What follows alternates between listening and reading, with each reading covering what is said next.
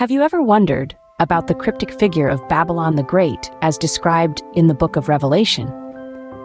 What does this metaphorical entity represent, and why does it hold such significance in the scriptures? Babylon the Great is a compelling symbol, an embodiment of the world's collective body of false religions, all of which, according to scriptures, God rejects. This entity, despite the myriad of differences in the religions it represents, has one common thread. They all, in one way or another, lead people away from the worship of the true God, Jehovah.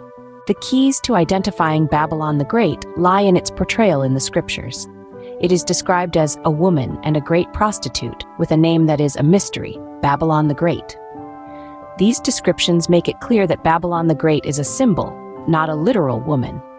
It is further emphasized that she sits on many waters, representing peoples and crowds and nations and tongues, a feat impossible for a literal woman.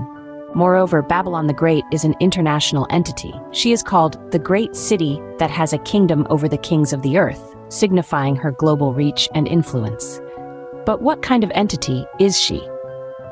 Babylon the Great is a religious entity, not a political or commercial one. Drawing parallels to ancient Babylon, a city known for its profound religious practices and opposition to the true God, Babylon the Great is noted for her spiritistic practices, confirming her identity as a religious organization. However, Babylon the Great is not just any religious organization. She represents false religion, teaching people to worship other gods, a practice that the Bible refers to as spiritual prostitution. These false religions are also characterized by their wealth and ostentatious display of it, matching the description of Babylon the Great, clothed in purple and scarlet, and adorned with gold and precious stones and pearls. The implications of Babylon the Great's influence are far-reaching.